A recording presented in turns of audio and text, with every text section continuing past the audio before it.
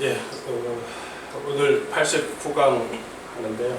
우리 신채원 선생 생애와 그 조선상고사 총론을 할 텐데, 지금 제가 계속 공부를 하면서 관찰을 해보면 상고사 분야에서 제일 스테디셀러가 뭐냐 하면 조선상고사하고 한단국이거든요. 두 가지가 어쨌든 계속 꾸준히 스테디셀러로 발리고 있는데, 이 조선상고사를 가지고 앞으로 상당 기간 어떻게 해볼까 하면 제가 공부한 거하고 신채원 선생님이 쓴 조선상고사를 감독을 하면서, 그죠? 그 해설을 하면서 제가 공부한 거, 새롭게 입문한 걸 가지고 삼국시대까지 계속 이렇게 끌고 가는 방식으로 하면, 그 전에 제가 했던 거하고 다 총정리도 되고, 조선상고사도 이해를 하게 되고, 또 조선상고사에서 비롯된 지금의 그 민족사학계하고 강단사학계하고 이런 관점 같은 거, 이런 것들이 다 한번 훑어볼 수가 있거든요.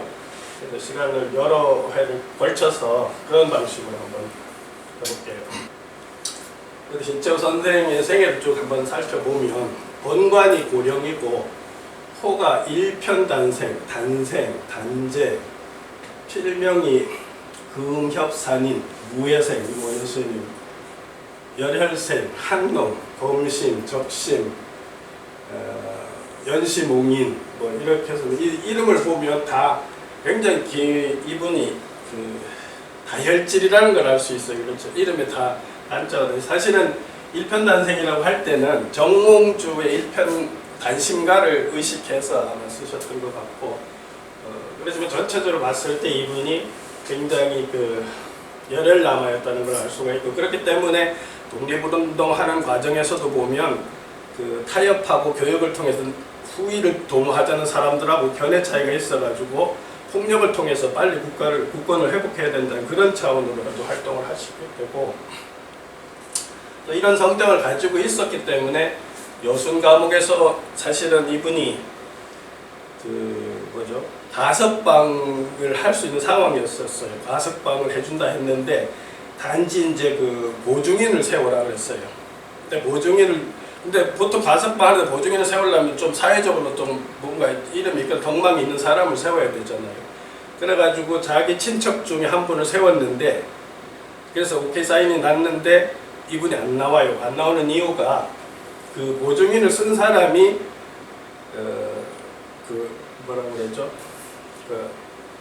일본 앞잡이라고 해가지고 그런 사람이 보증 쓴데 내가 못 나가게 해가지고 계시다가 이제 머리가 혈압이 터져가지고 이제 돌아가시게 되거든요.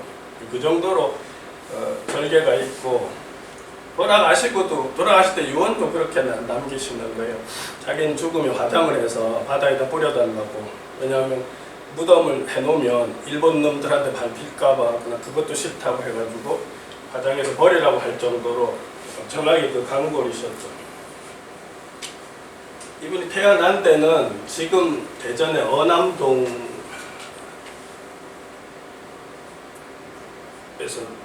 생가를 지금 복원했는데, 요게 지금 진짜 생가를 복원하시는 거, 지금 요게 산소거든요. 산소고 여기는 안제 사당인데, 신채원 선생 같은 경우에 사실 처음에 이제 들어와서도 저 무덤을 쓰는데도 문제가 많았어요. 왜 문제가 많냐면, 우리가 호적을 만든 게 일제강점기 이후잖아요. 근데 이분이 한일 합방 되던 해에 망명을 떠나셔가지고 호적이 없어요. 호적이 없으니까 공식적으로 우리 국적이 없는 거죠. 그렇게 해가지고 묘를 쓸 때도 가매장하는 방식으로 썼어요. 나중에 이제 복권이 되셔가지고 지금은 아마 개장해가지고 좀 새로 써놓으신 건데, 신채원 선생은 보시면 할아버지로부터 한학을 받으셨는데, 이게 10대 초반에 벌써 통감하고 사서삼경을 다 익히 알고 외울 정도로 그 동네에서 엄청난 신동으로 알려주셨고, 18살 때 학부 대신이었던 진기선의 사저에 가서 많은 독서를 했고, 이분의 도움으로 이제 성균관대학에 입학을 해요. 성균관대학에 입학을 해서 그 입학해서 성균관에 다닐 때 독립운동협회가 활동을 하고 있는 거기 소장포로 참여해서 활동도 하고 22살 때는 그 운동학원에서 강사도 하고 신규식하고 뭐 계몽운동도 전개하고 26살이 되면 이제 성균관에서 박사가 돼요. 박사가 되면 요즘으로 하면 이제 교수가 될 수 있는데 학교도 안 나가고 어떻게 하냐 하면 단계로도 안 나가고 장지연 우리가 잘 아는 시리아 방송대국이라고 하는 우리 고등학교 국어 시간인가 배웠죠. 그 장지연 초청을 방송신문에 가서 이제 기자가 돼서 논설을 쓰면서 이제 사회활동을 시작하죠. 그래서 1905년에 방송신문이 정관이 되자 양기탁의 전도를 받아서 대한매일신문으로 이제 또 옮겨요. 그래서 거기서 많은 논설을 쓰고 계몽도 하고 정부에 대한 어떤 요구도 많이 하고 항일운동도 하고 이렇게 활동을 하시다가 이때부터 이제 그 역사에 대한 관심이 많으셔가지고 민족의식이 고취된 어떤 글들을 많이 쓰기 시작하죠. 그래서 1910년에 망명을 하시는데 그 이전에 보통 이 많은 글들을 써요. 많은 글들을 쓰는데 하여튼 지금 신재원 선생 같은 경우 보면 논설도 쓰고 역사도 쓰고 소설도 쓰고 그런 글들, 다양한 글들을 많이 남기거든요. 근데 이때 보면 가시기 전에 독사실론이라고 하는 그 우리 역사를 쓰기 시작하는데 요게 지금 벌써 독사실론 때부터 신재원 선생의 그 역사관에서 굉장히 중요한 게 뭐냐 하면 이분은 어쨌든 그 당시에 그 일본 강점기라는 특수성 때문에도 그렇지만 일단 이 신라 쪽보다는 고구려를 굉장히 중시를 해요. 그래서 단군조선에서 부여로 해서 고구려로 해서 발해로 역사가 연결됐다는 관점을 가지고 계시는데 이때 벌써 부여 주적서를 내세워요. 그래서 이때 또 뭐 이순신전도 쓰고 최영 장군도 쓰고 또 고대 선교에 대해서도 쓰고 많은 글들을 쓰시죠. 그리고 이제 이때까지는 보시면 대부분 신재원 선생님이 젊었을 때는 역사를 이런 것들을 통해서 시대 난세에는 영웅이 세상을 변혁시키고 이끌 수 있다 해서 영웅대망론이라는 관점에서 영웅전을 많이 쓰는 거예요. 그래서 이태리 건국 삼걸전 뭐 이런 영웅 을지문덕 장군 우리 같은 경우에 또 그냥 이순신 장군 이런 그 글들을 많이 쓰죠. 먼저 말했듯이 독사신론에서 벌써 단군 부여, 고구려 중심의 주체적인 민족사관이 나타나기 시작을 해서 이게 나중에 이제 우리가 지금 이제 장기적으로 할 조선상고사의 그런 기본적인 틀들이 여기서 이제 발상이 되도록 볼 수가 있고 이 당시만 해도 영웅사관으로 많은 글들을 쓰셨어요. 그래서 28살에 됐을 때는 양기탁, 이동영 우리 이름 다 아시는 뭐 이회영, 이동희, 안창호, 전덕기, 이가, 이승훈 등과 더불어서 항일 비밀결사인 신민회를 조직해서 이제 활동을 했는데 그 다음에 이제 국채보상운동에 참여하셨고 이 신민회에 참석했다가 1910년에 한일합방이 될 무렵에 어떻게 판단을 하냐면 신민회 구성원들이 중에서 상당 부분들이 이제는 국내에서 독립활동을 하기가 힘들다. 그래서 우리 각자 도생으로 중국으로 망명을 해서 중국 청도에서 만나서 독립운동에 대해서 이제 모색을 해보자 해서 이제 각자 이제 출발을 하죠. 출발을 해서 청도에 가서 다시 이제 신민회 동지들하고 만나서 청도회의라는 회의를 하는데 여기서 이제 견해가 갈리기 시작해요. 어떻게 갈리냐 하면 독립운동 하는데 어떻게 할 거냐 하는데 견해가 바뀌는데 이제 많은 사람들이 산업을 진흥시키고 교육을 보급하고 해서 착실히 준비를 해서 장기적으로 준비를 해서 독립을 성취하자 이런 식의 이제 논지를 펴니까 당신은 그렇게 해가지고 언제 독립을 하느냐 무력투쟁을 해야 된다 이렇게 강조하면서 견해가 갈리기 시작해요. 이때부터. 이렇게 해서 당신은 이제 블라디보스톡으로 가요. 청도에 갔다 이제 블라디보스톡으로 가서 거기서 이제 윤세복, 이동, 이갑 등과 또 여기서 광복회를 조직하고 부회장으로 활동을 하시죠. 또 상해로 가셔서도 또 밭달 학원이라는 학원도 세워가지고 교육을 하시는데, 하여튼 지금 이런 자료들을 보시면 끊임없이 교육을 통해서 뭔가 새로운 그 국가의 독립의 어떤 의지를 많은 사람들, 젊은이들한테 이제 펼치려고 많이 노력을 하시죠. 그래서 보시면 밭달 학원을 세워서 상해에서도 역사 교육을 또 하시고, 그 다음에 이제 만주로 가서 그 고구려 고토, 발해 고토를 답사할 수 있는 이제 기회를 얻는데, 윤세용, 윤세복 형제 초청으로 이제 어디를 가냐 하면 봉천성 회인현에 가가지고 동창학교라는 데서 역사 교사를 활동을 하셔요. 근데 이분들이 보면 우리가 잘 아는 대종교 2세, 3세 교주거든요. 그 초청을 받아가지고 회인현에 가가지고 동창학교에서 교사를 하시면서 발해 지역하고 만주 지역을 이제 답사를 다니셔요. 답사를 쭉 다니시면서 광개토 대왕릉 답사도 다니고 고구려 발해 고적지를 돌아보면서 부여 고구려 발해 중심의 한국 고대사를 체계하는데 많은 도움을 받고, 이제 거기서 현장을 다녀보면서 그 만주에 있었던 조상들의 그런 우원한 기상들을 이제 유적에서 통해서 보면서 이 북방 고대사에 대한 관심이 굉장히 컸고, 그래서 반도 국가보다는 훨씬 그 대단했던 그 만주의 역사를 생각하시면서 북방사 중심으로 많은 관심을 갖게 되죠.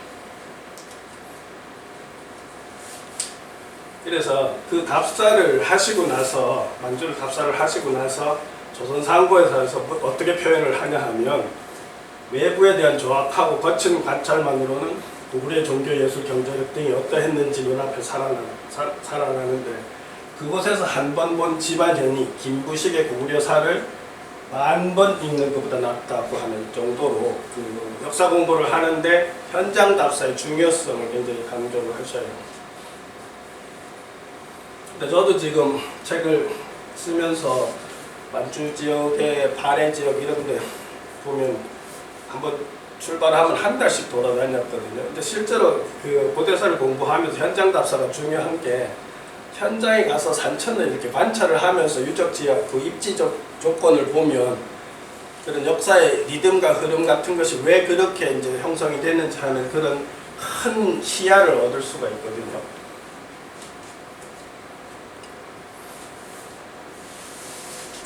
그래서 다시 이제 북경으로 또 움직여서 이제 그 많이 머물게 되는데, 이 북경에 계실 때 저 선생이 그런 경우도 잠시 출가도 해요. 저 선생이 출가를 해가지고 6개월 동안 암자에서 그 불경을 하는 그런 과정도 겪으시는데, 여기 보시면 19년에 북경의 모타원에서 묵과하면서 국사연구를 계속하는 한편 북경일보들의 논설을 기고하게 되었다 이렇게 되어 있는데, 이때 잠깐 출가도 하시죠. 근데 끊임없이 활동을 하셔요. 이분은 보면 공부만 하시는 게 아니라 끊임없이 공부하고 글 쓰면서도 계속 운동을 하고 단체를 만들고 활동을 하고 어떻게든 국가를 회복시키고 독립시키고 또 민족정신을 선양하려고 하는 그런 활동을 끊임없이 하시는데, 그 상해 이제 우리가 1919년에 지금 올해 3.1운동 100주년이 됐는데 대한 독립 청년단도 조직해서 단장이 되기도 했고, 그해 4월에 임시정부에 또 참여를 해요. 참여를 해서 임시의정원 의원도 되고 했는데, 또 여기서도 노선이 갈려요.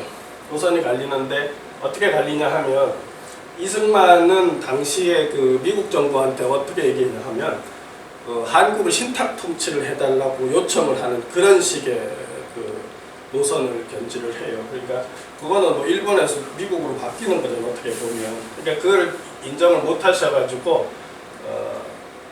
갈등이 생겨가지고 또 다시 나오시죠. 그러니까 지금 보시면 신체호를 우리가 공부하면 현대사도 많이 이해할 수 있는 게 뭐냐 하면, 지금 우리가 흔히 이제 우파라고 하는 분들은 이승만 쪽으로 이렇게 연결되는 맥락이 있잖아요. 근데 지금 이 진보적인 사람들은 약간 그 신체호하고 이렇게 괴를 같이 하는 측면도 좀 있어요.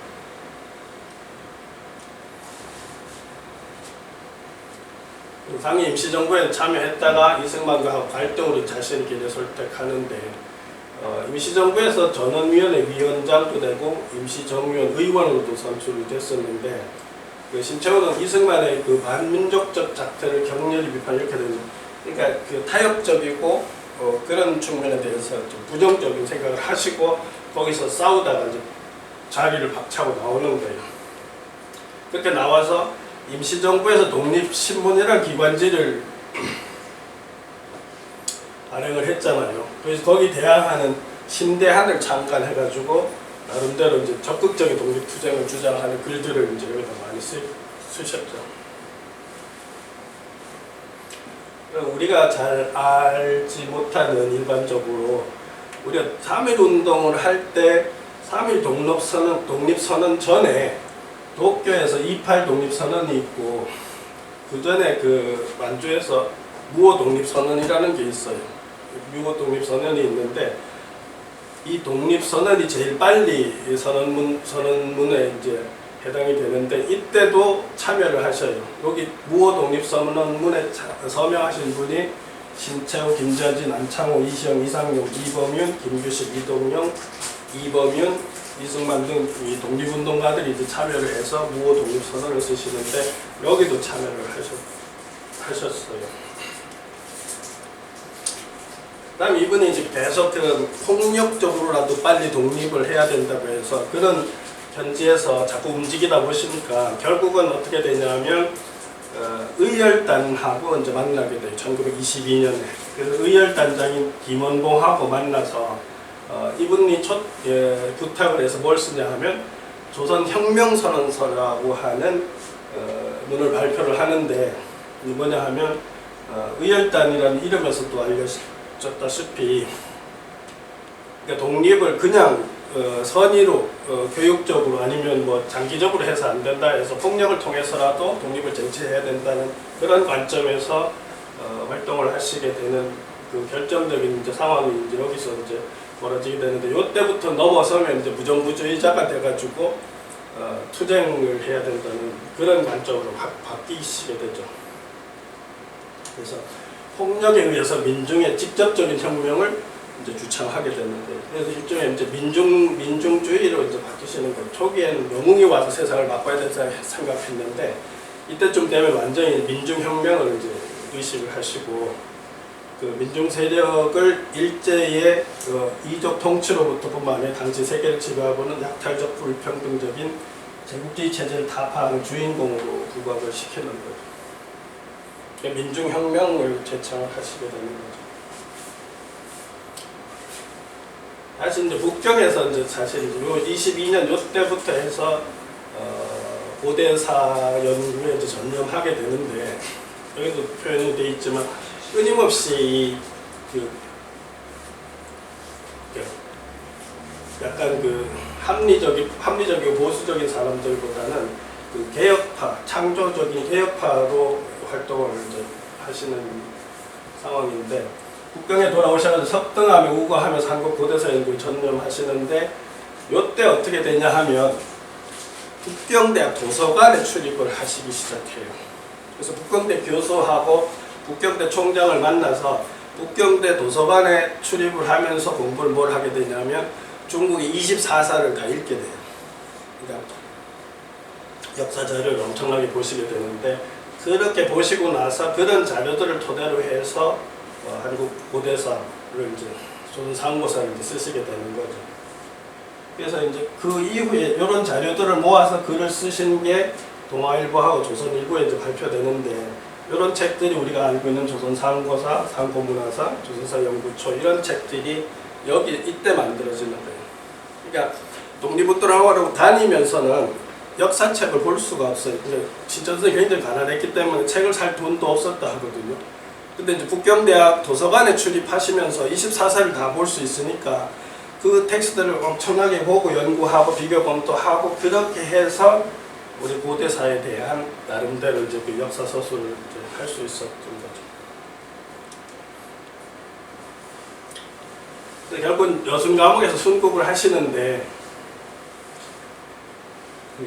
1928년에 아까 말했던 의열단의 그 기본봉을 만나서 이제 무장 투쟁 쪽으로 이제 선회를 하시는데 무정부주의 동방연맹대회에 참석해서 활동하는 과정에서 어떻게 하냐면 1928년 5월에 외국한 위조 사건이라는 데 연루돼서 이제 체포가 돼요. 대만에서는 체포가 돼요. 이게 뭐냐면 무정부 투쟁을 하는데 자금이 필요하잖아요. 독립운동 자금이 필요하니까 독립자금을 못 만드니까 어떻게 하냐면 이 사람들이 잘 아는 우체국에 근무하는 사람이 있었어요. 그 사람을 통해서 저걸 만드는 거예요. 외국칸을 위조를 하는 거예요. 그러니까 엄청나게 큰 양의 외국칸을 하나는 일본에서 찾게 만들고 하나는 대만에서 찾게 만들고 하나는 한국에서 찾게 만들고 그렇게 해가지고 그 돈을 찾으러 가는 임무를 세 사람이 나눠서 하는 거예요. 거의 이제 그쪽에서 이제 외국칸을 위조해서 그쪽으로 붙인 거예요. 그럼 거기서 찾아서 환금을 해야 되잖아요. 그 환금을 해서 찾아오려고 가셨다가 대만에 갔다가 거기서 이제 정보에 미리 이제 그걸 정보를 아는 그 수사기관에 이제 잡혀가지고 압송이 됐죠. 그렇게 해서 대련으로 압송이 돼가지고 저희도 지방법원에서 10년형을 선고받고 이제 여순 감옥에 이감이 돼서 아까도 말했지만 그 복역 중에 6년인가 복역한 과정에서 이제 뇌출혈로 순국을 하시는데 뇌출혈이 일어나시기 전에 그 가석방이 사실 허용이 됐을 수 있는 상황이 됐는데 아까 말한 대로 그 일본 앞잡이가 그 보증하는 그런 상황에서 난 안 나가겠다 해가지고 그냥 안에서 돌아가시게 되는 거예요. 근데 이분이 이제 돌아가시기 전에 그랬다 해요. 그 자기 몸이 자꾸 세약해주고 오래 못 살 것 같으니까 친구한테 편지를 썼는데 어떻게 썼냐면 꼭 써서 남겨야 할 원고를 머릿속에 넣어둔 채 죽는 것이 유감천만이다 이런 표현하시고 자기는 사실 더 오래 살았으면 훨씬 더 많은 자료를 더 보면서 더 많은 정보를 통해서 우리 고대사에 대해서 완벽한 어떤 체계를 세우고 싶으셨는데 그걸 다 못하고 와서 안타깝다고 하는 거를 친구한테 글을 남겼다고 해요.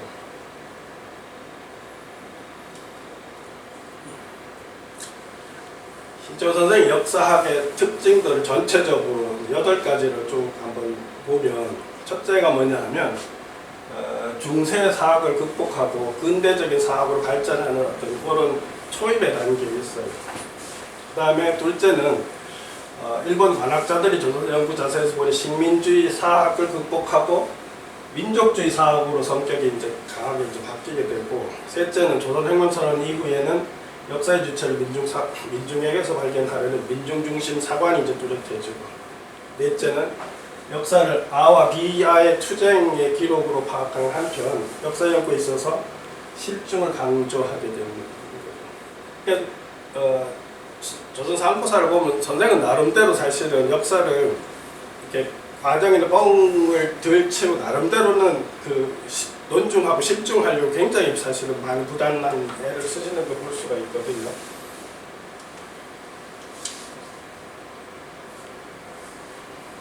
신체 역사가 어떤 면에서 유교주의에 입각한 관학적 역사학하고 제야에서 면면이 이어온 비유교적인 사학을 종합한 데서 가능한 것이었는데 어떤 의미에서는 신체의 사학은 한국 사학의 여러 흐름을 종합한 것이다. 이렇게 이걸 어떻게 설명할 수 있냐면 신재호 선생의 관점은 뭐냐면 원래 단군 시대의 신지들이 쓰는 신지비사들이 있었다는 거예요.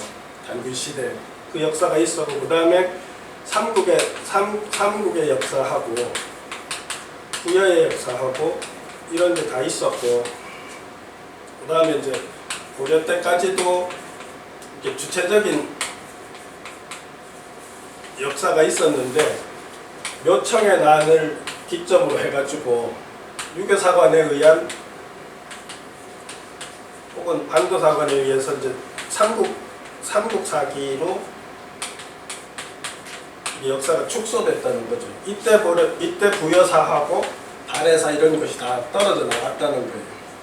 근데 이렇게 해서 다시 조선에 들어오면 다시 유학자들이 우리 고려 중엽까지 있었던 그 자국 중심의 어떤 그런 역사 텍스트들을 전혀 인용하지도 않고 활용하지도 않고 거기다 몽고난 이후에 우리 역사책에 나오는 어떤 뭐 황제라든지 경도라든지 뭐 이런 표현이 들어간 것들을 다 사실 몽고에서 지우게 했다는 거죠.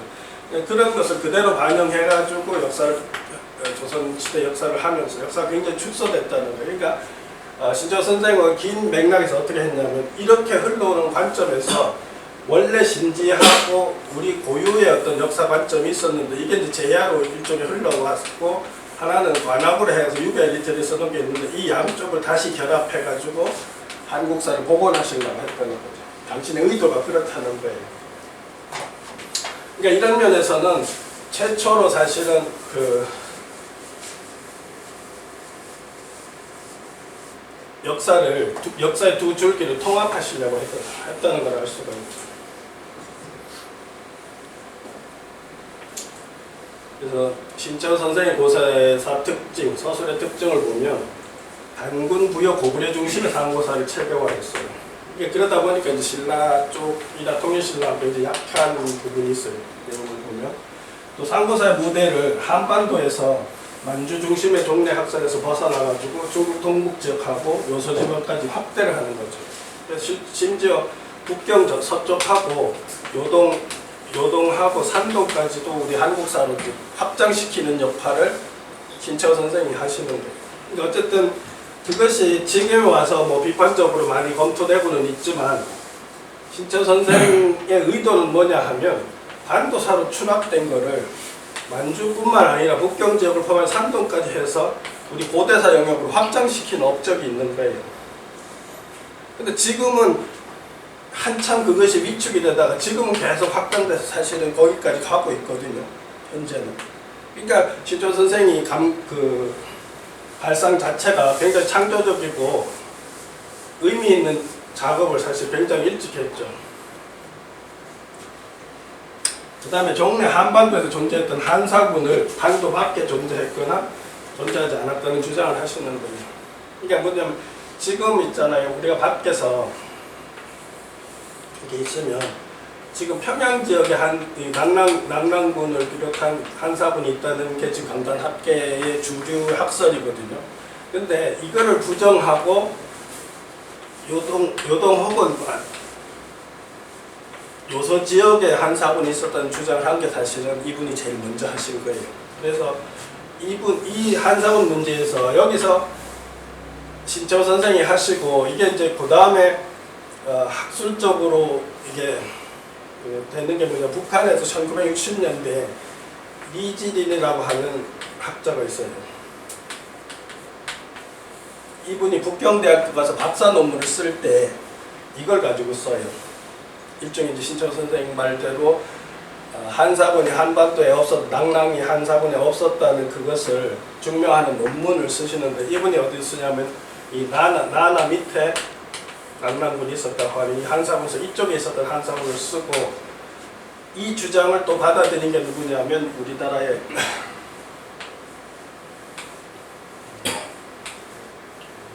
단국대 누구죠?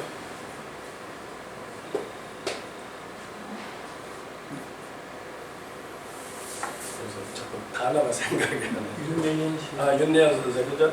윤내현 선생이 또 이거를 더 확장시켜서 더 세밀하게 하거든요.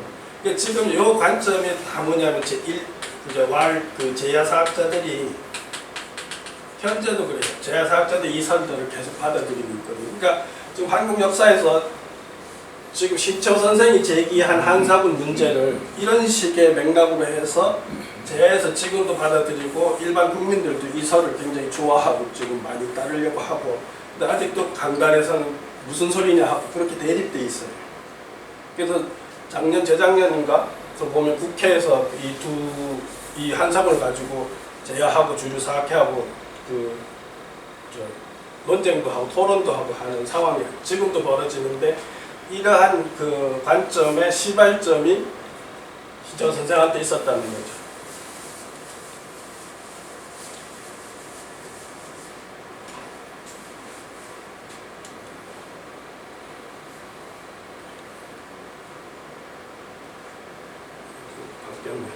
넷째는 아까 그 특징의 세협체까지 상고시대 조선족과 삼국시대 백제가 중국의 산동 반도 등에 진출했다. 그러니까 우리가 아마 인터넷에서 많은 요서백제설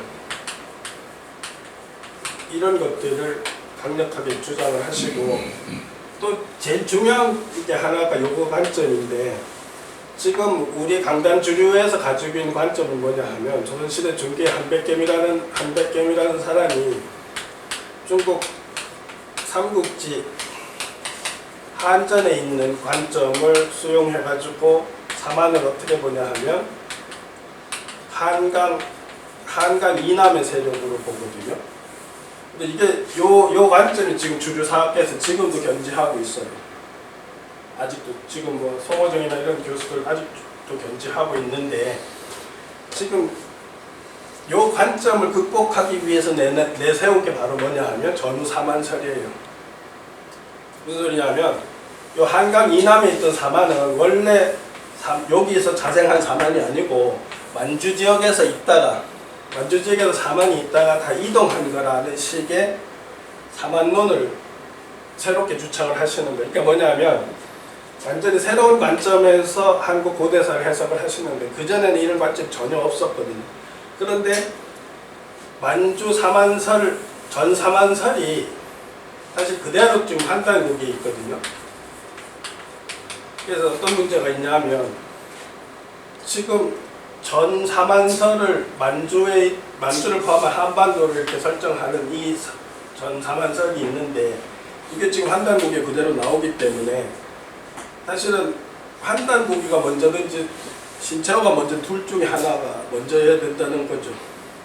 논리적으로 봤을 때. 그래서 만약에 한단국이가 먼저라면 신채호가 뺏긴 게 되는 거고, 신채호가 먼저라면 한단국이가 뺏긴 게 되는 그런 논리적인 상황이 빠지는 거예요. 왜냐하면 신채호 이전에는 어떤 문헌에도 만주 지역에 사만이 있었다고 하는 설이 한 번도 드러난 적이 없거든요.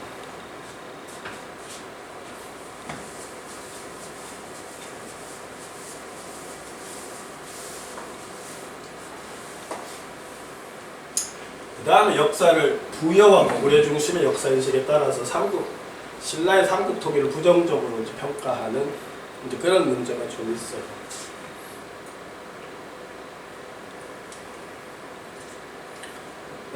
신조 선생이 그 조선의 그 학자들이 역사를 적어놓은 걸 가지고 어떻게 평가를 하시냐 하면, 조선사는 내란이나 외구의 병화에서보다도 조선사를 저작하던 그 사람들 손에서 더 많이 없어지고 파괴되어 버린 것 같아요. 그러니까 외국에서 역사 왜곡을 한 게 아니라, 지금 뭐 동국공정이나 뭐 일본 역사 왜곡 얘기도 하지만, 신조 당시에서 자기 관점에서 보면 어쨌든 다른 외부적 요건보다도 내국인 스스로가 우리 역사를 축소하고 왜곡했더라는 거예요. 그렇게 해서 사실은 그렇기 때문에 자기는 그 왜곡되고 축소된 역사를 다시 밝혀서 한국 삼고사 고대사를 재정립해야 된다, 이런 그 당위론을 얘기를 하시거든요.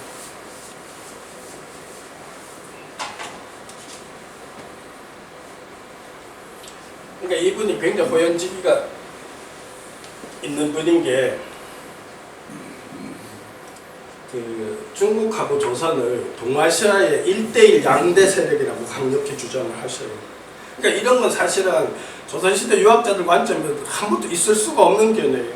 그러니까 신채호 선생이 그 위대한 게 어떤 면에서는 이런 발상을 가지고 완전히 새로운 관점에서 역사를 바라보기 시작했다는 거예요.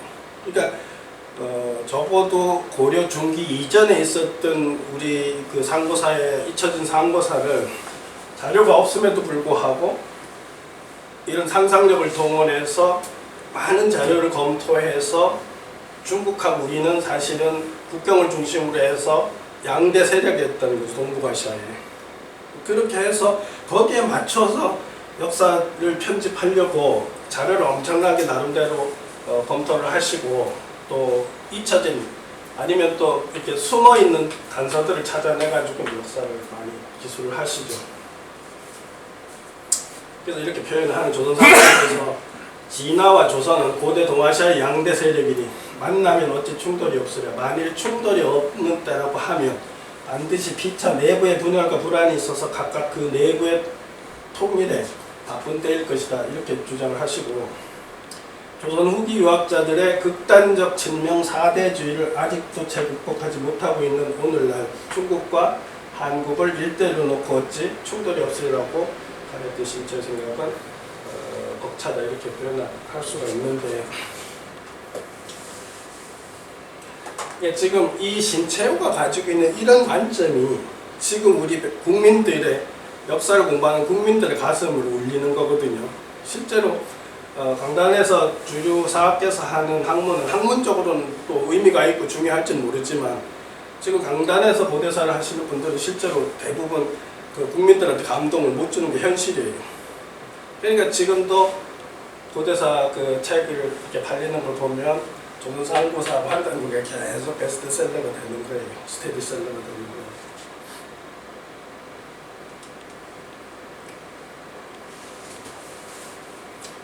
근데 이제 대륙사관하고 고구려 중심 사관을 너무 강조하다 보니까 신라에 대해서 좀 폄하하는 사실은 좀 문제가 있어요. 그래서 김유신을 평가하는 걸 보면 사실 좀 심한 거예요.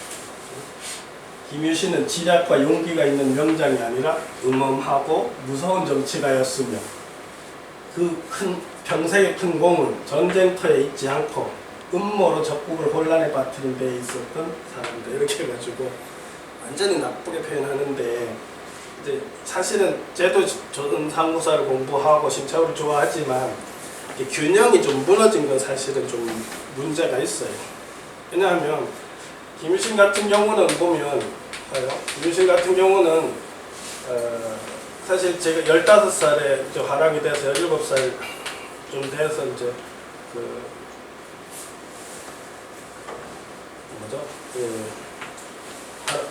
하락이 되고 이제 수련을 이제 하기 시작하는데, 수련을 하는데 단석산에 들어가서 수련을 하고 열박산에 들어가서 수련을 하고 나름대로 이제 신라라는 공동체를 외부 적에게서 방어를 하고 자기가 사마리돈까지 꿈꾸는 이제 그런 원대한 꿈을 가지고 출발을 하시는데,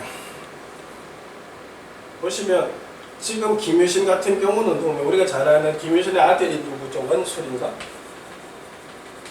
아들 있잖아. 아들이 당나라하고 전쟁터에 가가지고 마땅히 죽어야 될 자리에서 안 죽고 왔다 그래가지고 아들이 돌아왔는데 문무왕한테 뭐라 하냐면 우리 아들도 죽여야 된다 한다. 그렇게 해서 아들도 죽이라고 주청을 해서 문무왕이 겨우 이제 살려줬는데 죽을 때까지 안 봤어요, 아들을. 근데 그 김유신이 죽고 나서 엄마한테 이제 찾아갔는데 엄마도 안 받아줘요. 왜냐하면 자기는 자기 아버지 부모한테 도리를 다 하지 못한 아들을 만날 수가 없다 해서 엄마도 안 만나주거든요. 무슨 소리냐 하면 이 사람이 국가 공동체, 자기 나름대로 자기가 몸담고 있는 공동체에 대해서 엄청나게 공평하게 나름대로 평생을 유지하려고 했던 그런 인물인데, 그렇다고 실제로 보면 그 장나라하고 들어와서 싸울 때도 보면 물론 뭐 진짜고 말대로 외세를 끌어들여가지고 백제를 멸망시키고 고구려를 이렇게 한 거는 부정적으로 볼 수도 있지만, 보면 당나라 소정방하고도 관계에서도 보면 자존심 상황이 부딪히는 상황에서는 소정방한테도 한판 뜨자고 바로 붙어요. 이를테면 어찌 있냐고 계백장군하고 황산리전과 거기 어디죠? 황산벌에서 싸우는데 이게 결사대한테 막혀서 못 들어가잖아요, 쉽게. 왜냐하면 워낙 항전을 할 게, 그러니까 겨우 승리를 하고 이제 백제를 치기 위해서 소정방이 미리 와 있는데 어느 날까지 여기서 만나자고 약속을 하고 이제 가는 길이었는데 막혀서 못 갔거든요. 그래서 도착 시간이 늦었어요. 늦으니까 소정방이 어떻게 하냐면 그 신라 장군 하나를 기일 내로 못 왔다고 그래서 목을 쳐야 된다고 한다고.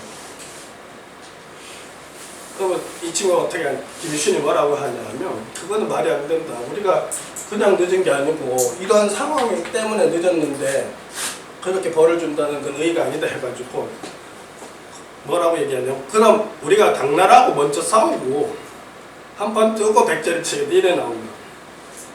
그렇게 나오니까 소정방이 그 기세에 눌리거든요. 그러니까 그렇게 물론 정치적 상황이 뭐 여러 가지로 볼 수도 있지만 김유신이라는 사람이 그렇게 그 뭐 타협하고 아부하고 그런 사람이 절대 아니었어요. 근데 신철호가 그런 분을 너무 이렇게 폄하하는 거는 좀 문제가 있고 이렇게 폄하된 것이 지금도 많은 사람들한테 영향을 미치고 있다는 것은 좀 안타까운 거죠. 이분은 또 세종대왕도 예쁘게 안 보인 거예요. 세종대왕도 굉장히 비판적으로 얘기하는데 뭐라고 얘기하냐면 세종대왕은 뭐 공부는 열심히 했지만 아마 할아버지 태종과 아버지인 태종이 재영장군의 국벌 내에서 반란을 일으켜서 4대 기초를 들고 혁명의 기초를 세웠기 때문에 태생부터 문제가 있다는 거예요. 북벌군에서 반란을 일으켜서 4대를 명분으로 내서 들어왔기 때문에 태생에부터 문제가 있고 이 권건이나 정인지 등의 명에서 조선사략, 고려사 전여 등을 편찬하게 할 때 몽골의 압박을 받고 고려마렵 이전에 각종 실기, 고려마렵 이전에 있었던 우리 고유로 전달되는 어떤 책들에 근거해서 역사를 짓지 못했다는 거예요. 그게 뭐냐면 그때까지도 사실은 관에는 책이 있었는데 그런 책은 다 배제하고 조선 유학자들이 이러한 역사를 쓰게 만들었다는 거죠. 몽골의 압박을 받은 이후 외국에 아첨하던 문자와 위조한 고사에 근거해서 역사를 부차스럽게 그 사업을 끝마치고 정작 전대실록은 세상에 전포되는 것을 허락하지 않고 규장각 안에 비장해 두었다가 임진왜란 때 다 타버렸다고. 지금 무슨 소리냐면 우리가 왜 조선 초에 태종 때하고 예종 때하고 그 선도 관계 사서들을 다 금서로 만들어 가지고 다 수거했거든요. 그러니까 그 수거한 텍스트를 참고해서 우리 역사를 쓰지 못하고 규장각에 처박아 놨다가 결국은 임진왜란을 다 불타게 해가지고 우리 역사를 멸실하게 만들었다는 거예요. 그런 식으로 비판을 하는 거죠.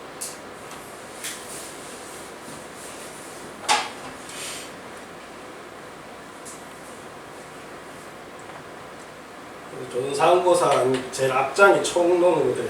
총론으로 나오는데 그 역사의 정의와 조선 역사의 범위 이렇게 해서 역사를 잊은 민족의 미래는 없다 이런 말을 우리 많이 하잖아요. 이 문구가 나오는데 시조 선생의 역사관은 뭐냐면 역사는 결국 아와 비와의 투쟁이라는 거. 나와 그러니까 우리와 타자와의 투쟁이라는 거죠. 인류 사회의 아와 비아는 나 아닌 나의 상대의 투쟁, 시간적으로 발전하고 공간적으로 확대되는 심적 활동의 상태에 관한 기록이 역사라는 거예요. 세계사는 세계 인류가 그렇게 되어 온 상태 기록이며 조선사는 조선 민족이 그렇게 되어 온 상태 기록이다. 그래서 무엇을 알아하고 무엇을 비하하라고 하는 거야. 이게 텍스트 책에 나오는 내용이에요. 무엇을 알아고 하고 무엇을 비하라고. 무릇 주관적 위치에 있는 자를 알아하고 그 외에는 모두 비하라고 한다는 거죠. 아에 대한 비하의 접촉이 빈번하고 심할수록 비하에 대한 아의 투쟁도 더욱 맹렬해서 인류사회 활동이 멈출 데가 없고 역사의 전도도 끝날 날이 없다. 그러므로 역사는 아와 비하의 투쟁이다. 그러니까 이게 이제 우리가 잘 아는 토인비 얘기하고 비슷한데 이 토인비가 그런 얘기를 하잖아요. 그죠? 도전과 응전이라는 얘기를 하는데 이 개념하고 사실 같은 소리예요. 그러니까 이 우리 공동체가 있는데 옆에 다른 공동체가 있을 때 서로가 이렇게 떨어져서 서로가 자극을 안 주면 역사가 발전을 안 한다는 얘기예요. 그래서 이분이 아르토 토인비가 유명한 도전과 응전이라는 역사를 했는데 인류 문명의 흥망세가 그렇다는 것인데 아울러 인간의 문명은 안락한 주변 조건 하에서 발생한 것이 아니고 오히려 역경의 직면에서 도전을 극복하는 문명의 꽃을 피웠다 이런 얘기를 하는 거죠. 근데 이게 사실은 지금 보면 신채호도 그렇고 토인들도 이렇게 얘기하는데 우리가 문명사로 봤을 때는 한때는 사실은 우리가 노자가 소국감인 상태를 아주 아름다운 공동체로 얘기를 하거든요. 노자의 보고 그 소국감인 상태가 뭐냐 하면 A 공동체가 산이 있고 이렇게 있을 때 여기 B 공동체가 A 공동체가 B 공동체가 있으면 서로 교류도 하지 말라는 거예요. 그러니까 자기 공동체 안에서만 천지자연의 이법대로 돌아가는 대로 그 생명 먹거리를 생산해서 소비하고 하면서 조용히 사는 아주 작은 구성원들이 작은 나라를 이루고 서로 간섭하지 않고 사는 나라가 가장 아름다운 사회라고 해서 소국감이라는 표현을 쓰거든요. 근데 실제로 우리가 초기 상생의 시대에는 어느 정도 이런 게 유지가 된 거예요. 투쟁을 덜 했던 거예요. 제가 자주 얘기하듯이 중국에서 전국시대에 이렇게 엄청난 투쟁을 할 때 한반도가 사는 사람들이 착하고 목숨이 길고 군자가 살고 이런 표현을 할 때 뭐냐면 한반도에 그 당시에는 수백 개 소국들이 있었거든요. 근데 그 수백 개 소국들이 서로 투쟁을 안 했다고요. 그러니까 사실은 그렇게 살 때도 그것도 사회도 사실은 아름다운데 문제는 뭐냐 하면 이렇게 하면 나라가 아니면 그 역사가 발전을 안 된다는 거예요. 그러니까 그 이후에 사실은 역사가 발전하는 게 중국에서 마찬가지인 거예요. 작은 나라들이 읍 단위로 있었는데 이게 조금 커지는 투쟁을 통해서 덩어리가 커지고 이쪽 덩어리가 커지고 이쪽 덩어리 이게 또 커지고 이런 식으로 커졌잖아요. 그렇게 투쟁을 하면서 역사가 발전하는 것도 맞는데 또 어떤 면에서는 다 맞지도 않는 거죠. 노자가 지향했던 그런 사회도 과거에 있었고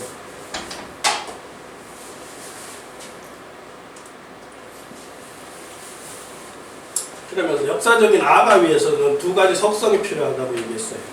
뭐가 필요해요? 하나는 상속성이 필요하고 하나는 보편성이 필요하거든요. 그 상속성이라는 것은 어떤 공동체가 있으면 그 공동체의 혈연적 문화적으로 계승성이 있어야 된다. 그 다음에 보편성 얘기는 아마 공간적으로 확장되는, 공간적으로 영향이 파급되는 그게 필요하다는 거죠. 그래서 동일한 사건이라도 두 가지 속성, 상속성, 보편성이 강하고 약함에 따라서 역사의 재료가 될 수도 있는 균형이 크기도 하고 작기도 하다. 무슨 얘기한테 뭐냐면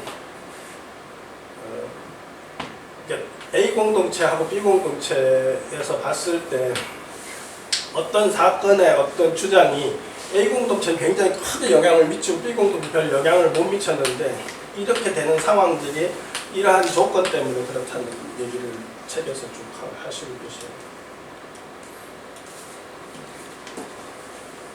그 다음에 신채 선생이 열광하는, 많은 사람들이 열광하는 게 당대도 그렇겠지만 지금 우리가 나름대로 어쨌든 반도의 공동체로 전락을 하고 일제강점기를 당하는 그런 상황이었기 때문에 더 이런 부분을 좋아했겠지만 이분은 중국 빼고 대부분은 우리 민족이라고 얘기를 해요. 보시면 여진, 선비, 몽고, 흉노 등은 본래 동족이라고 해요. 사실 요새도 이런 얘기 점점 하기 시작하고 이게 재밌는 거 뭐냐면 지금도 보면 지금 이렇게 진화를 놔두고 이렇게 한반도가 있으면 이쪽 지금 북방으로 해가지고 지금 터키까지 그죠? 헝가리, 소련, 아니 러시아지 지금은 러시아, 그다음에 중앙아시아 이런 나라들이 어쩌면 다 이 단군 조선에 하고 고구려하고 연결되는 그때 문화와 혈맥이 다 들어갔다고 지금 주장하는 사람들이 자꾸 나오거든요. 최근 연구에서도. 근데 신채 선생이 이런 얘기 했을 때 다 미쳤다고 그랬죠. 그죠? 그러니까 아까도 말했지만 강단에서는 진짜 내자로 하면은 뭐죠? 정신병 좀 세자라면 도라이라고 현직에 있는 사람이 그렇게 평가했지만 지금도 강단 사학에 굴하지 않고 밖에서 연구하시는 분들, 특히 지금은 아주 유능한 분들도 이런 작업에 동참을 하는데 하시면서 자꾸 뭘 밝히냐 하면 이러한 나라들과 실제로 뭔가 다 고리가 연결되어 있다는 것을 자료들을 자꾸 찾아내거든요. 지금.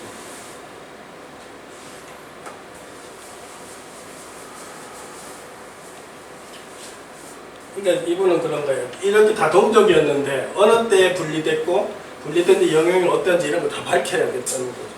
그러니까 아마 아까도 돌아가시면서 머릿속에 두고 죽는 게 안타깝다 했듯이 계속 살아 계셨으면 하여튼 이런 걸 해결해 보려고 많은 더 부단한 노력을 했을 거예요. 그 다음에 요 관점도 되게 재밌어요. 인도로부터 불교죠. 중국으로부터는 유교죠. 아가 그 문화를 수입했는데 어째서 그 수입하는 분량이 많아짐에 따라서 민족의 활기가 여의어가고 강토의 범위는 줄어드는지 이상하다는 거예요. 우리 주체적인 어떤 사상이 있었을 거고 이 사람이 하는 게 이게 난가정신이거든요. 이게 우리 고유 선도인데 불교가 들어오고 유교가 들어와서 이 세력이 커지면 커질수록 시대가 지나면 지날수록 나라 땅덩어리는 자꾸 줄어들고 민족 구성원들의 활력도 자꾸 줄어드는데 도대체 이게 왜 그랬나 이런 식의 의문을 갖는 거예요. 그러니까 이런 발상을 통해서 뭔가 잘못됐다고 인식하고 잘못된 원인을 밝히려고 하는 그 착상 자체가 아무 새끼도 안 했던 거를 이 사람이 해냈다는 거예요. 그렇게 해서 난가정신의 위대함, 또 아까 그 소도를 통해 수부교 이런 거를, 광명신 이런 거를 이 사람이 개념적으로 새롭게 구성을 하고 정립을 해서 원래는 우리가 단군 시대는 대단한 공동체였고 선의 공동체였고 문화민족이었고 이런 논리를 하는 거예요. 그런데 이상하게 불교가 들어오고 유교가 들어오면서 그 세력들이 점점 많아지면서 우리는 또 활력도 줄어들고 강토도 줄어들다는 거죠. 도대체 이게 무슨 일이냐는 거죠. 그러니까 그런 발상을 하고 그거를 원인을 찾고 문제를 찾아서 해결하려고 하는 그런 발상과 의지가 한 개인의 머리에서 나왔기 때문에 지금도 상부사에 대한 독서가 조선상부가 제일 많은 거예요. 그리고 그렇게 큰 업적을 가지고 역할을 한 그분을 또라이라고 한다는 건 너무 웃기는 거잖아요. 그 다음에 국벌 진체 사상은 시대를 따라 어떻게 진퇴양난인지. 그러니까 도대체가 그 큰 땅덩어리가 계속 내려오면서 그래도 계속 국벌을 하고자 하는 의지가 계속 있었는데 이게 어떤 상황에서 어떻게 됐는지 연구를 해보고 싶다는 거죠. 재밌는 건 또 지방자치제로 타고부터 말씀했는데 근세에 와서 형식만 남고 정신은 사라져버렸습니다.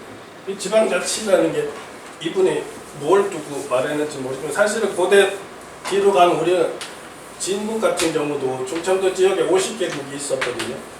50개국이 있었는데 이 왕을 진왕이라고 했어요. 진왕이라고 했는데 진왕이 50개국의 한 나라의 왕통을 계속 이은 사람이 진왕이 아니고 진왕을 돌아가면서 했거든요. 일종의 뭐냐면 50개국이 다 자치를 하고 전체의 CEO를 뽑는 식으로 진왕을 뽑았었단 말이에요. 우리가 그걸 의식했는데 어쨌든 지방자치제가 원래 처음부터 있었던 그런 표현을 하시죠. 그 다음에 역사의 3대 원소가 조선 구사의 결정. 자기가 보기에 지금까지는 조선사를 할 만한 조선사가 없었다는 거예요. 왜냐하면 삼국의 역사만 남고 삼국사가 다 무너진 상태였기 때문에 제대로 된 조선사가 어쨌든 없다는 거예요. 그러니까 제일 중요한 거는 조선사를 복원하는 게 제일 중요하다는 거예요. 그래서 조선삼국사라는 타이틀로 책을 쓰신 거예요.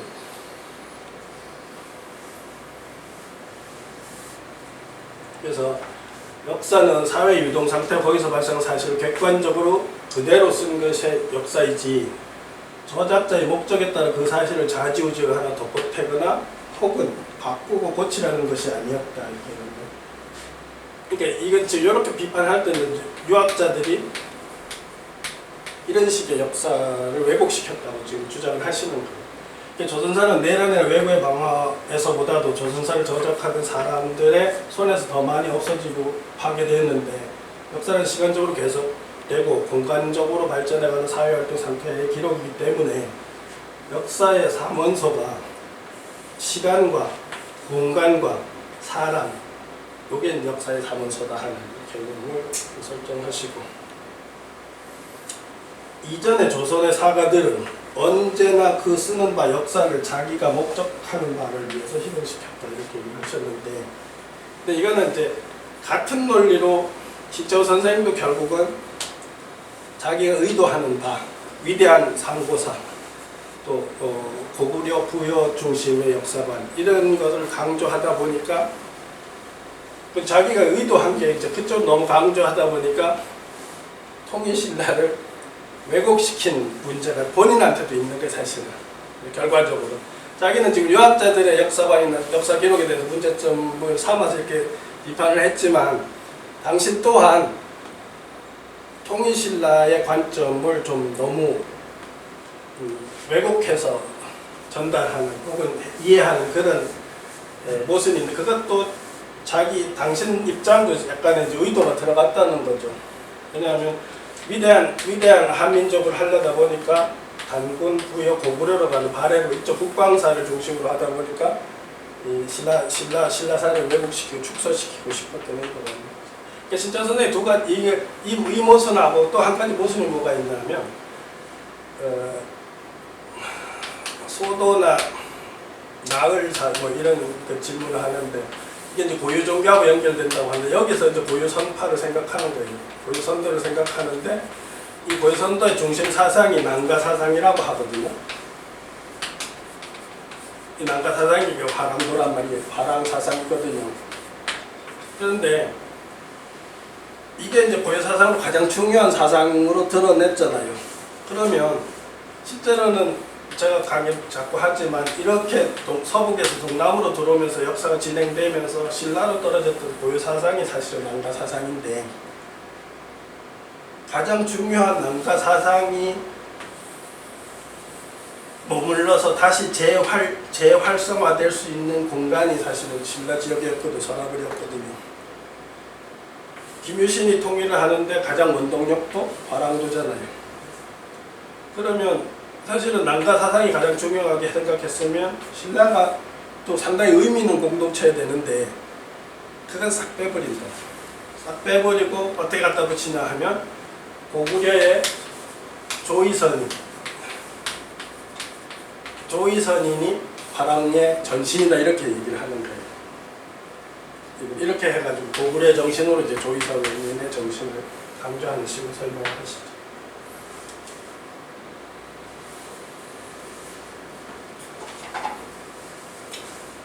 그 다음에 이것도 뭐 지금 많은 사람들이 이제 신채호 선생님 비판을 받아들였는데 삼국유사와 삼국사의 서술 태도를 비판하는 거예요. 이련 스님이 지은 삼국유사는 이 사람 비판은 뭐냐 하면 불교가 아직 한자도 들어오지 않은 상태에서 단군왕금 시대를 불교용어로 기술하고 있다는 거예요. 이렇게 비판을 해요. 그 시대는 불교도 안 들어왔는데 단군 신화를 기록하면서 불교적 용어가 들어갔다 해서 비판을 하시죠. 그 다음에 삼국사기 열전에는 화랑이었던 이게 우리가 신라의 사선이라고 하잖아요.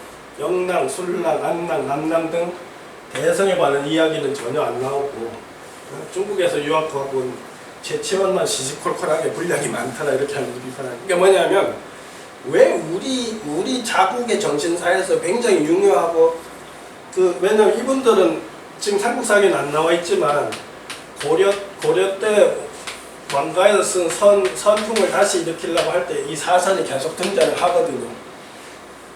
그건 뭐냐 하면 이 사선이 신라 풍류도에서 화랑도에서 상당한 영향을 미치고 고려 때까지도 영향을 미치고 있는 게 보이는데 삼국사기를 쓴 김구식은 왜 한 줄도 안 썼냐 이거예요. 자료가 있었을 텐데 이렇게 비판하는 거예요. 그러면서 우리 사상이 자꾸 이제 왜소화되고 멸실이 됐다는 거예요. 또 사만의 경우 사람에 관해서는 거짓말까지 해서 이건 뭐냐면 이건 제가 책을 썼는데 이 사람이 신라 김씨왕족을 잘제리종이라고 한 건 뻥이라는 거죠. 석가족을 하는 거. 이것도 잘못됐다는 거고 또 고구려가 고신씨의 후예라고 하는 것도 삼국사기에 써있는데 잘못이라는 거. 그 다음에 사만이 진한 사람들의 유민이다 이런 얘기들도 잘못됐고 이것도 뭐냐면 한인지 동래자라고 하는 거 사만. 이게 제가 강의할 때 많이 몇 번 했었잖아요. 여기서 한인이 뭐냐 하면 고안에 있었던 그 한국의 한인을 말하는 거예요. 그러니까 한인이 동래한 사람들이라고 하는 것도 잘못됐다고 평가를 하신 거예요. 근데 어쨌든 저는 이 부분하고 또 이 공공하고 사실 이런 게 제가 지금 새롭게 입론한 거의 기본적인 재료거든요. 그러니까 그런 거에 어떻게 보면 신재호 선생이 이걸 비판할 수 있어요. 그때 상황에서는 100년 전의 상황에서 충분히 비판할 수 있는데 지금은 사실은 우리가 흉노계통이라고 하는 건 지금 거의 뭐 정설처럼 받아들이는 입장으로 바뀌었잖아요.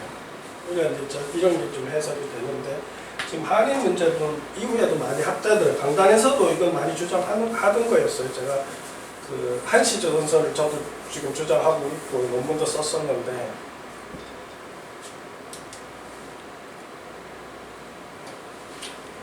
그래서 서원관의 문서가 불타워졌다는 걸 굉장히 안타깝게 생각하시는데 태종에 이르러서 더욱 이들 맹목파의 선본이 돼서 조선 사상의 근원이 되는 서원관에 보관되어 있던 문서들 공자의 도에 유배된다고 해서 불태워요. 이 사람은 뭐냐면 조선이라는 나라가 유교를 국시로 하면서 선파에 대한 책이나 말이나 글을 쓰는 것조차도 허용하지 않는 그냥 그야말로 이데올로기에 아주 지금 뭐 일종의 뭐 공산주의가 그렇게 하듯이 너무 엄격하게 그렇게 했다는 거예요. 그러면서 우리 고유의 정신문화와 텍스트와 역사 이런 것들이 다 사라지게 된 계기가 됐다는 거예요. 그게 안타까워요. 그러니까 그분은 신채호는 그런 거예요. 그 원래 거기에 있었을 내용을 복구시키려고 한 거 의지가 상고사를 복원하는 그 차원이 그런 게 사실은 제일 보여요.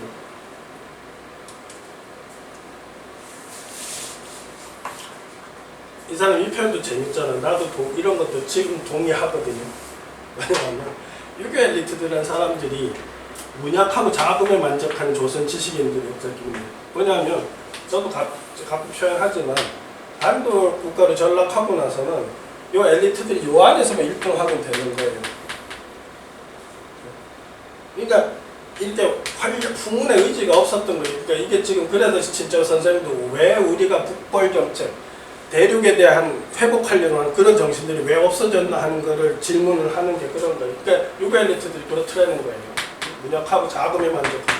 이 표현을 어떻게 표현하냐면 압록강 이남에서 안주하려고 하는 세력이라고 표현을 하는 거예요.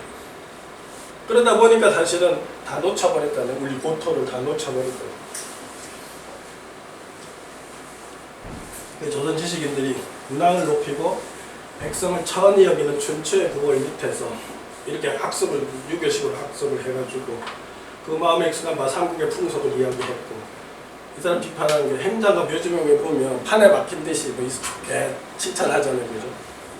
우리가 지금 답사를 다니는 뭐 선양비들이 많이 있어요. 그 군수나 뭐 이런.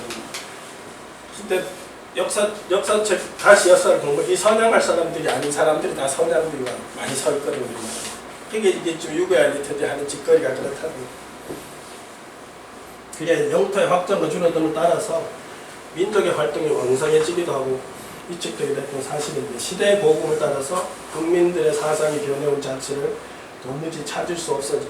그러니까 원래 우리가 각 시대마다 우리 민족을 주도하던 어떤 사상이 있었을 건데 다 없어지고 유명한 남았거든요. 이런 식으로 비판하시는 거예요. 그래서 조선사를 쓰면서 언제나 조선의 혼을 빼어버리고 조선사를 쓰려고 했던 거예요. 우리 공동체가 원래 지향하던 조선의 혼들이 다 빠져지고 유교적 관점에서만 역사를 쓰고 있더라는 거죠. 그래서 이 사람은 이제 이렇게 하죠. 이게 이제 요새도 뭐 학제간 통섭 얘기를 하거든요. 학제간 통섭 얘기를 하는데 근데 100년 전에도 이 이야기가 나와요. 지금 조선사를 연구하려면 그게 알량한 학자들이 하는 소리겠죠. 땅속에 발굴한 고고학이 필요하고 금석학, 고전학, 고전학, 지리학, 미술학, 개박 이런 등의 학자들이 많이 나와서 이게 종합돼야 다시 역사를 복원할 수 있다 이렇게 주장한 거예요. 100년에도. 그런데 신채호는 뭐라고 얘기하냐면 그런 것도 좋다. 그런데 그 판단은 어쨌든 존재하고 있는 사책들을 가지고 그 득실을 평가하고 진위를 가려내서 조선사의 앞길을 개척하는 것이 급선무다 해고 이런 의지와 마음을 가지고 조선 상고사를 쓰실 수 있었던 거예요. 아요 신채호도 이 사람들 이런 얘기 하는 사람들하고 같은 관점을 가졌으면 조선상고사를 못 쓰잖아요. 그러니까 뭔가 급선무, 우리 공동체를 위해서 뭐가 필요한지, 가장 급한 게 뭔지, 그 결국은 상고사의 뼈대를 다시 한번 세워보는 거라는 관점으로 해서 그 열정을 가지고 하셨는데 그 공을 사람들이 너무 과소평가한다는 거예요.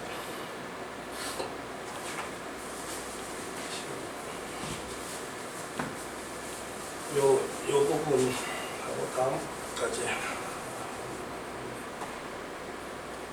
이것도 책에 있는 소제목이에요. 신지와 신지 문제를 다루는데, 왜냐하면 신짜오 선생이 북사만서를 내세우는데 가장 도움을 받은 게 뭐냐면 고려사에 신지비사라고 있어요.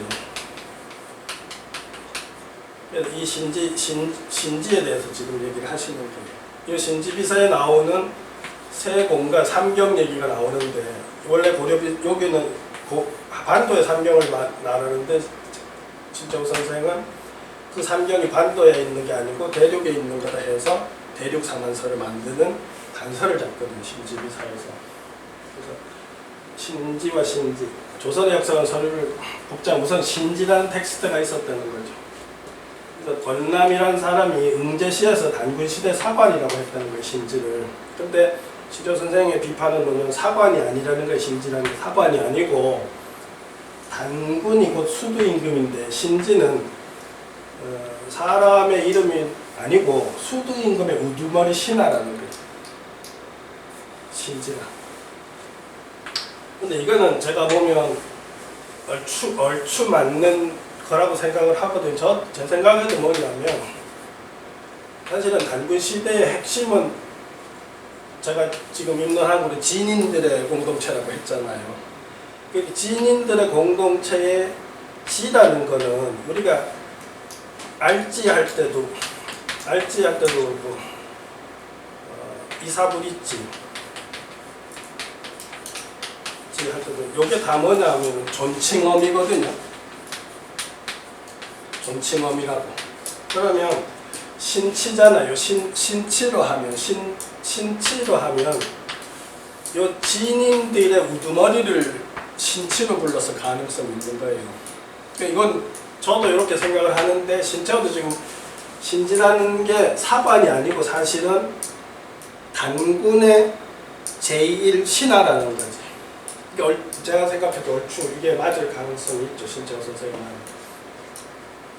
그래서 역대 신치들이 매년 이제 10월 달에 수두 제전을 벌일 때 이런 우주 창조의 원리와 뭐 조선 건설과 뭐 이렇게 쭉 그런 것들에 대해서 늘 구송을 했을 건데, 그 구송한 내용을 나중에 이두문이나 혹은 한자의 오은시로 기록해 놓은 게 그게 왈 신지비사라고 하거나 해동비록이라고 했을 거라는. 그러니까 뭘 생각하시면 되냐면, 무당들이 큰 죄를 지을 때 보면 이 자기네 구전되는 거 다 암송을 하거든요. 무당 내력에 대해서 쭉 암송을 하고 이렇게 하는 게 있어요. 뭐 세상이 어떻게 시작돼서 이렇게 하는 게 있다고. 이를테면 같은 원리로 이 신지가 10월 대제 때 그걸 구성하는 게 있었을 거예요. 그게 결국은 우주 창세의 원리와 우리의 역사였을 거라는 거죠. 그러면 그거를 기록한 것이 신지비사 혹은 해동비록이라는 이름으로 자료가 남았을 거라는 거예요. 고려 때까지. 이렇게 추론하신 거예요. 근데 그거는 이런 추론은 제가 봐도 타당한 것 같아요.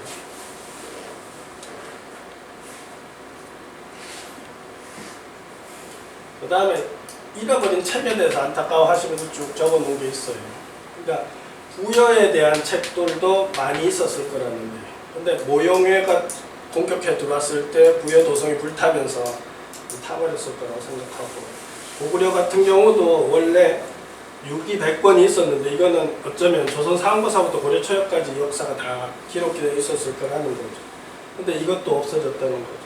근데 그거는 위나라 장군 관구검이 침략했을 때 가져갔을 거라는 거예요.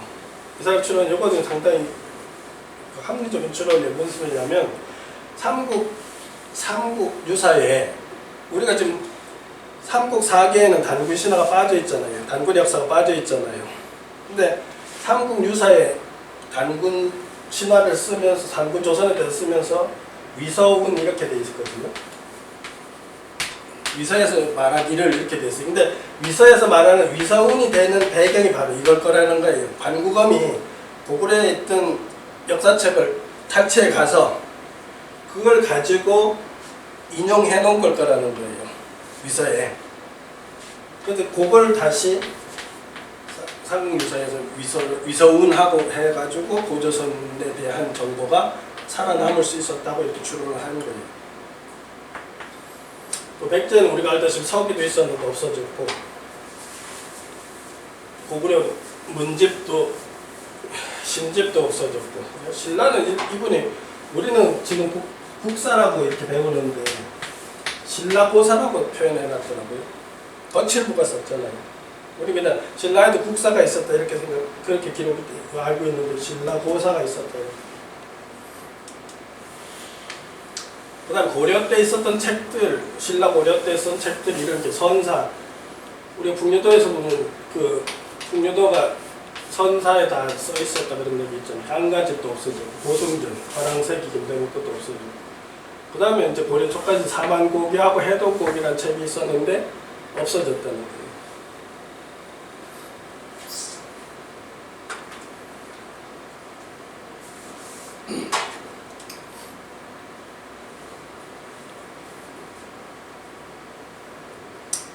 이 고서가 사라진 원인도 몇 가지로 생각해 보셔요. 생각해 보시는데, 한 가지는 묘청의 혁명이 계기가 돼서 없어졌을 거라는 거예요. 왜냐면 묘청이 이제 혁명을 할 때는 왕건부터가 아니고 사실은 그 궁예부터 그랬거든요. 궁예가 사만을 일등하고 국보를 하려고 하는 의지가 강했었어요. 근데 그거를 받아들인 왕건이 그 초기부터 평양에 도읍하고 국방영토를 되찾자고 하는 게 왕건도 나름대로 국시처럼 국가에서 이제 가장 큰 이행해야 될 일처럼 얘기를 하셨는데, 그렇게 하자는 파들이 화랑무사들의 한 파가 있었고, 그러니까 북방 고토를 회복하자는 파들이 그러니까 고려 초부터 계속 한 파가 있었고, 또 한 파는 사대를 국시로 삼아서 압록강 이남의 한 구석에서 편안히 살자고 주장하는 유교도들이 있었다는 거예요. 그러니까 고토를 회복하자는 선파 화랑파들의 세력이 있었고, 또 하나는 압록강 이남에서 우리끼리 그냥 편안히 잘 먹고 잘 살자 하는 파들이 있었는데, 그 두 파가 이제 갈등을 초기부터 한참 수백 년 벌이다가 묘청에 나는 기원에 해서 이제 폭발을 했다는 거죠. 그래서 묘청이 화랑사상에다 음행가의 미신을 보태서 평양에서 거병을 했다는 거죠. 그래서 국보를 시도하다가 유교도인 김부식한테 패망하고, 그러면서 그렇게 됐기 때문에 그때부터 동국부여하고 발해가 우리 역사에서 빠지게 됐다는 거예요.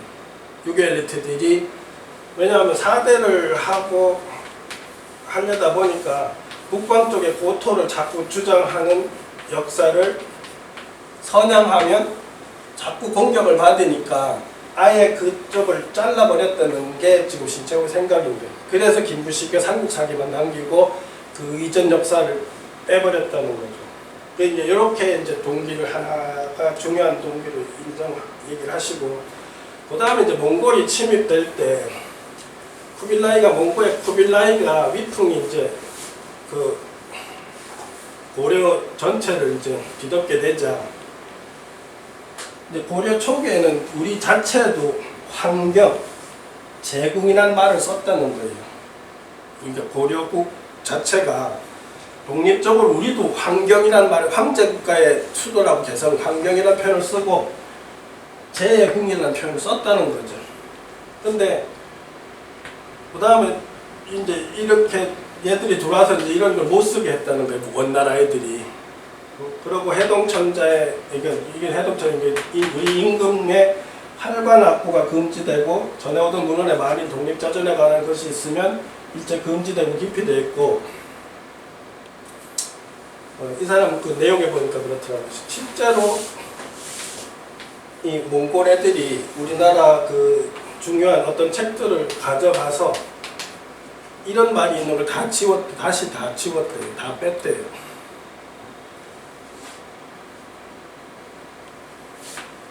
그래서 유일하게 4대 사상 고치한 김구식의 삼국사기와 그에 딸린 삼국유사만이 남아서 전해질 수 있어요. 그 다음에 이게 또 이제 두 가지 번째는 또 그런 거예요. 유교를 묵시로 했기 때문에 선파가 선도가 우리 고유 선도가 중심 사상인 그런 자주적인 역사를 못 썼다는 거예요. 그래서 아까 최영의 북벌군대에서 반란을 일으켜 4대 기치를 들고 혁명의 기초를 세웠기 때문에 아까 쭉 한번 했었죠. 그러니까 그래서 우리 역사를 못 쓰고 고려 만엽 이전에 각종 실기에 근거해서 역사를 못 쓰게 됩니다. 사만곡이나 뭐 이런 책들 조선 초에 이렇게 수고한 책들이 있거든요. 그거는 하나도 참고하지 못하고 썼다는 거예요. 원고의 압박을 받은 이 외국에 악쳐맞은 문점과 위조한 고사의 근거에서 역사를 부차스럽게 그 사업을 마치고자 정작 전대 실록은 세상에 전포되는 것을 허락하지 않고 규정과 안에 두었다가 타버리게 됐다 이렇게 했죠. 그래서 우리 역사를 잃어버리게 됐다. 그 다음에 이제 사실은 이제 이렇게 됐다가 선조 인주 이후에 약간 이제 진보적인 학자들이 나오면서 만주에 대한 고토, 이제 부여사나 발해사를 이제 새롭게 단군에 대해서 새롭게 인식하기 시작해. 이게 왜 있냐면 지금 우리가 여기까지만 해요. 우리가 이런 게 나중에 이제 쭉 같이 한번 해보겠지만 원래 단군 신화 개통을 통해서 우리를 하나의 공동체로라고 인식한 건 사실은 원나라 몽고난 이후거든요. 그래서 고구려 백제 삼국에서는 어느 정도 이게 다 각 나라마다 보면 우리가 알다시피 독자적인 건국 신화가 있잖아요. 생각을 해보면 단군 신화를 비롯된 공동체 비롯된 그 첫 신화로 하고 이것이 분리된 공동체라면 단군 신화를 기반으로 해서 신화를 만들어야 되는데 각자 자기 건국 신화가 있단 말이에요.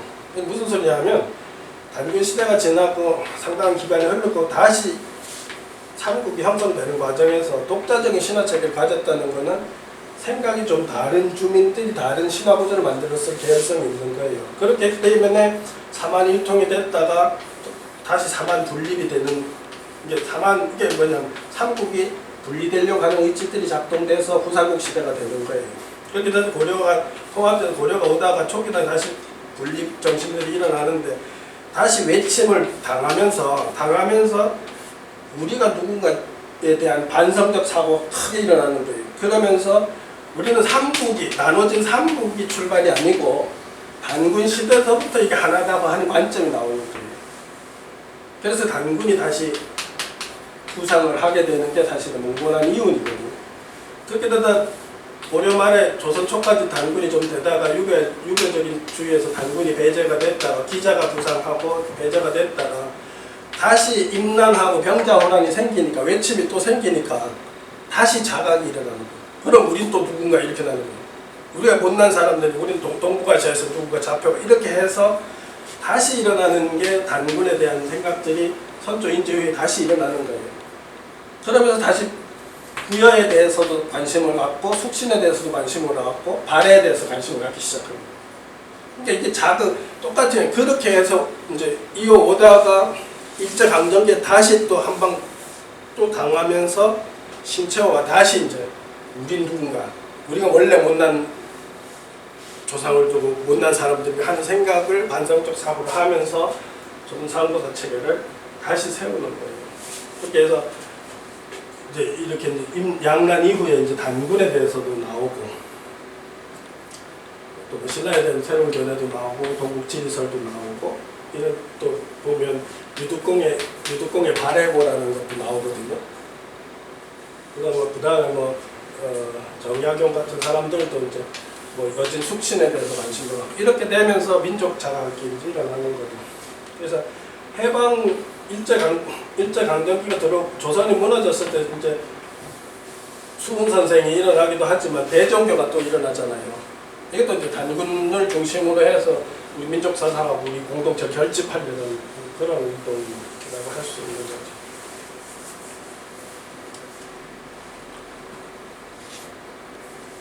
이렇게 해서 이제 이런 책들이 나오는 거예요. 유득공이 발해를 우리 역사를 편입시키는 거예요. 그러니까 신채호가 김부식이 삼국구로 축소시켜 놓은 역사를 이제 발해를 우리 역사를 편입시키는 거죠. 그다음에 한치린 해동 역사에서 무여, 발해, 가락, 숙친 뭐 이런 데를 다시 우리 역사를 편입시키는 거예요. 근데 이게 보면 재밌는 게 뭐냐면 아까 뭐 도전과 응전이라는 표현도 그 아와 비하가 있지만 시초가 보면 자꾸 아가 축소됐었잖아요. 근데 대개 외부한테 두드러 맞으면 비하한테 두드러 맞으면 아가 이제 일어나는 거예요. 그 반작용으로. 우린 누구지? 우리가 왜 이렇게 두드러 맞? 저 새끼들한테 우리가 질 이유가 있나? 우리가 뭘 잘못했지 하는 반성을 하면서 그런 게 지금 우리 역사에 리듬이 계속 일어난다. 그래서 지금 제가 자꾸 주장하는 것도 그런 거예요. 우리가 지금도 보면 한반도를 두고 100년 전 이데올로기가 충돌해가지고 그죠? 세계적 이데올로기가 충돌한 그것이 그 이데올로기 결과물로 이렇게 제국주의의 희생이 있고 이데올로기의 결과물로 남북이 지금 대치되고 통일을 못하고 있잖아요. 이건 지금 엄청난 100년만 간의 그 외세에 의한 어떤 그 도전이라고.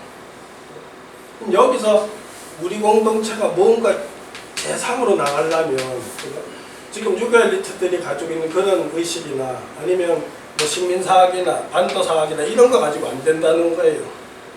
신채호의 의지대로 상고의 역사, 우리의 나름대로 긍정적인 역사 자산들을 다시 찾고 회복하고 그걸 공감하고 해가지고 이 구조적인 상황을 돌파해서 통일 세상을 만들어 나가야 된다. 그래서 사실 오늘 우리가 여기 자꾸 모여서 있는 얘기도 하지만 결국 이런 관점으로 보면 지금 우리 이 시대야말로 그러니까 신채호가 성립시키려고 했던 조선 상고사를 넘어서는 한단고기가 주장하고 싶어하는 그런 걸 넘어서는 이 통일시대에 맞는 상고사 복원이 필요하다는 거예요. 제 말은. 뭐냐면 조선 상고사보다 훨씬 더 합리적이고 또 훨씬 더 많은 자료 분석을 통한 상고사 전문 한단고기보다도 훨씬 더 사실적인 역사를 기반으로 한 그런 것을 복구해서 이 통일시대에 우리의 역사 공동체의 구성원들이 그걸 수용해서 뭔가 새로운 꿈을 꿀 수 있는 역사를 심어줄 필요가 있다는 거죠. 여기까지 그것만 하고 끝낼게요. 그래서 이제 신채호가 조선 사가들을 비판하는데 어떻게 비판하냐면 역사를 자기 국민들이 비추어볼 거울로서 제공하려 하기보다는 외국인에게 아참하고 잘 보이려고 한 뜻이 더 많아서 자기 나라의 강토를 조금씩 잘라서 양보함으로써 끝에 가서는 건국시대 수도가 어딘지도 모르게 됐다는 거예요. 아주 신랄하지만 맞는 얘기잖아요. 지금 우리가 단군시대, 초기 단군시대의 수도 왕검성이 어딘지 몰라요 지금. 이렇게 되는 게 다 결국은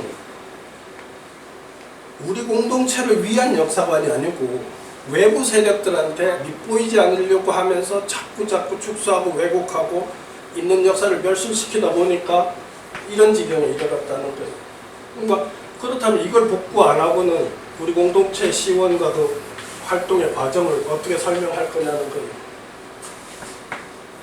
그러니까 신채호 선생이 답답해하고 힘들어했던 조선상을 복구하고자 하는 열망이 아까 제 앞에서 말했죠. 정말 그 열정과 뜻이라는 건 굉장히 소중한 거였다는 거예요. 뭐 그렇다고 이분이 해놓은 게 역사가 다 맞는 건 아니잖아요. 비판받을 거 비판받지만 그 열정만은 높이 사줘야 된다는 거죠. 여기까지만 할게요.